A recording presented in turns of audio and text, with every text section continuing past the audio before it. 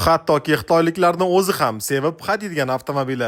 Ahamiyat bering. Mashinaning yengilligini qimmatlatganimda haydovchasi yumshoqligini shu joydan bilsanglar bo'ladi, ya'ni off-roadga mosligini.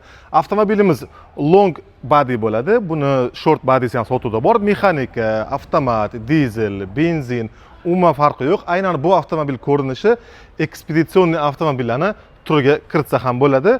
5 ta o'rindiqdan tashqari orqada yana bonusiga yana 2-3 ta odamga ham joy bor.